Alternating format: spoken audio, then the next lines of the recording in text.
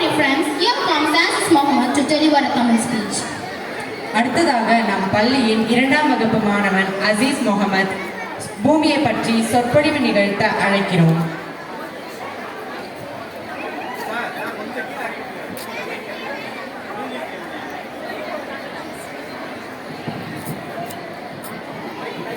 My friend.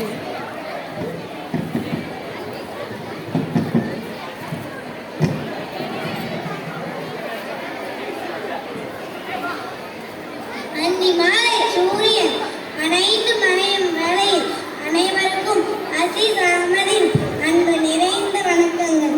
இன்று உங்கள் செவிக்கு இனிமையாய் ஒரு கவிதை உறக்க கூற வந்துள்ளேன். உள்ளம் மகிழ்ந்து கேளுங்கள். இனியாவது புரிந்து நடந்து கொள்வோம். பூமியை காப்போம். தோண்ட தோண்ட ஊறும் மரக்கெனிதான் பூமி. அதற்காக அதன் மரங்களை நோண்டி நோண்டி சுரண்டாதே. பின் நாம் தேம்பி தேம்பி அழக்கூடும். தோண்ட தோண்ட ஊறும் மரக்கெனிதான் பூமி. அதற்காக அதன் மரங்களை நோண்டி நோண்டி சுரண்டாதே. பின் நாம் தேம்பி தேம்பி அழக்கூடும். சுரங்கங்கள் தோண்டி தோண்டி கனிம வளங்களை வெட்டி எடுப்பவனே, ஆசை கொண்டு பூமியின் கருவறை வரை எட்டி பார்க்க நினைக்காதே. எரிமலையாய் வெடித்து வந்து நாம் எல்லோரையும் முட்டி பார்த்துவிடும்.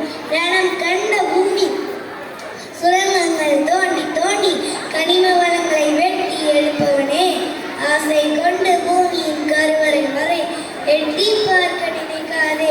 எரிமலையாய் வெடித்து வந்து நாம் எல்லோரையும் முட்டி பார்த்துவிடும். ரணம் கண்ட பூமி குட்ட குட்ட குனியும் என்று எதிர்பார்த்து கழிவுகளை கடலில் கொட்டி கொண்டிருக்காது. என்றாவது ஒரு நாள் கடல் சினம் கொண்டு எட்டி பார்த்துவிடும். எண்ணற்றவைகளை தட்டி பார்த்துவிடும். குட்ட குட்ட குனியும் என்று எதிர்பார்த்து கழிவுகளை கடலில் கொட்டி கொண்டிருக்காது. என்றாவது ஒரு நாள் கடல் சினம் கொண்டு எட்டி பார்த்துவிடும். எண்ணற்றவைகளை தட்டி பார்த்துவிடும். மரங்களை வெட்டி வெட்டி மாடிகளை கட்டி கொண்டே இருப்பவனே, ஆசை பூமியும் தன்னைத்தானே வெட்டி கொண்டு வறண்ட நிலமாய் காட்டினதையும் பார். நாமும் வறட்சியின் பிடியில் மாட்டிக்கொண்டிருப்பதையும் பார். அதையும் நீ மறந்து விடாதே.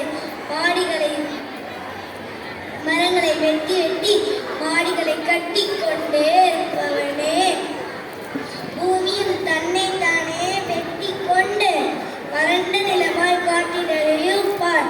நாமும் வறட்சியின் பிடியில் மாட்டிக்கொண்டிருப்பதையும் பார். அதையும் நீ மறந்து விடாதே. பொறுமையின் இலக்கணமாய் பூமியை சொல்வதுண்டு. இதில் பூமியும் சற்று முரண்படும். நியூட்டனின் விதியில் செயல்படும். பொறுமையின் இலக்கணமாய் பூமியை சொல்வதுண்டு. இதில் பூமியும் சற்று முரண்படும். நியூட்டனின் விதியில் செயல்படும். இது இனியாவது புரிந்து நடந்து கொள்வோம்.